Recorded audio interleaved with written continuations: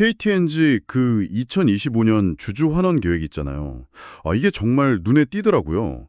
특히 그 중간 배당금, 주당 1,400원, 작년보다 200원이나 올랐어요. 네, 8월 22일 기준일에 9월 8일 지급, 여기다 자사주 매입이랑 소각까지. 와, 주주분들한테는 정말 좋은 소식이죠. 앞으로도 계속 늘릴 계획이라고 하니까 기대되는데요. 네, 배당 올리고 자사주 태우는 거 당연히 주주 가치에는 좋죠. 좋은데, 근데 그 결정 배경이 되는 실적을 이걸 좀 자세히 봐야 합니다.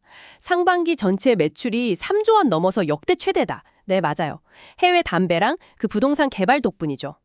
그런데 말입니다. 정작 2분기 순이익이 이게 1,435억 원으로 확 줄었어요.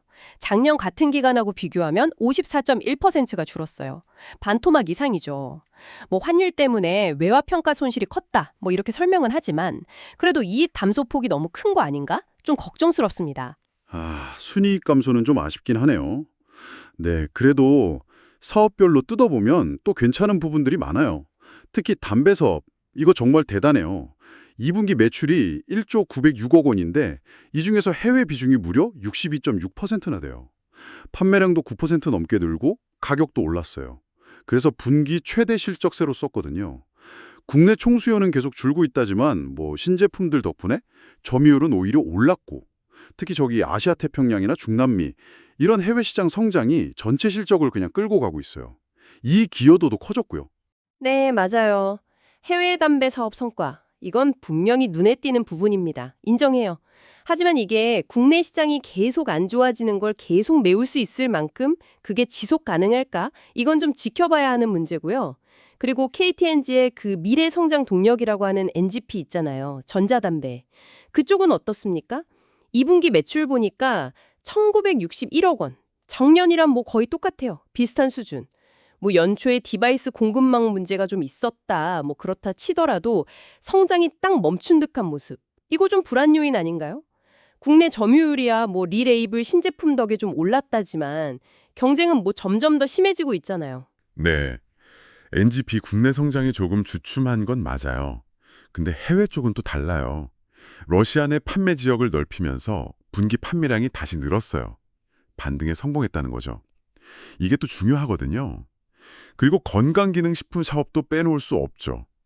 2분기 매출 자체는 좀 줄었어요. 근데 이건 그 저수익 채널 정리하고 고수익 채널 위주로 바꾸는 과정에서 그런 거고요. 더 중요한 건 영업이익이 흑자로 돌아섰다는 겁니다.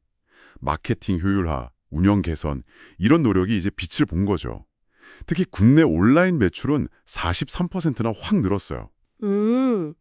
건기식 영업이익 흑자 전환, 그건 긍정적이죠. 하지만 전체 매출 감소는 좀 걸리네요. 특히 그 핵심 시장 중 하나인 중압권 매출이 줄었다는 거. 이건 간과하기 어려운 부분입니다. 저효율 프로모션 줄인 결과다. 이렇게 말하지만 시장 자체가 좀 위축되는 상황에서 매출 감소는 글쎄요, 좀 위험 신호일 수도 있어요. 오프라인 부진도 그렇고요. 그리고 부동산 사업. 안양, 미아개발 진행 덕분에 2분기 실적 좋았죠. 매출 1,437억 원, 영업이익 177억 원. 근데 이건 본업 경쟁력이라기보다는 그 개발 이익이잖아요. 약간 일회성 성적이 강하지 않습니까?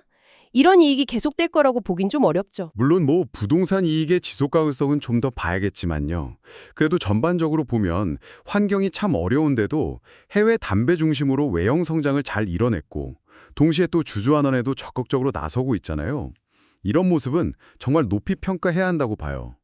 핵심 사업 경쟁력은 유지하면서 또 새로운 성장 동력 찾으려는 노력도 보이고요. 네, 외형 성장하고 주주하는 강화.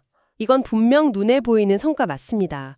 하지만 그 이면에는 아까 말씀드린 대로 순위의 급감 문제, 또 NGP 성장 둔화 가능성, 건기식 사업의 불확실성 같은 숙제들이 남아있는 거죠. 지금처럼 이렇게 공격적인 주주환원 정책을 계속하면서 동시에 미래를 위한 투자를 위축시키지 않을 수 있을까? 그 균형점을 어떻게 찾아갈지 이게 핵심 지문이 될 것 같습니다. 맞아요. 지금 당장은 해외 담배랑 부동산 개발 이익이 KTNG를 이끌고 있지만 NGP나 건기식이 정말 확실한 다음 성장 엔진으로 자리를 잡으려면 시간이 좀 더 필요해 보이긴 하네요. 그래서 시청자 여러분께서도 한번 주목해 보시면 좋겠습니다. KT-NG가 현재 이런 주주환원 기조를 계속 가져가면서 동시에 NGP와 건기식 같은 미래 먹거리 투자, 이 둘 사이의 균형을 어떻게 맞출지 말이죠. 특히 요즘처럼 변동성이 커지는 해외 시장 환경이나 또 이런 신사업 분야에서 어떤 차별화된 전략으로 돌파구를 찾아낼지가 앞으로 KT-NG의 기업 가치를 가늠하는 중요한 포인트가 될 겁니다.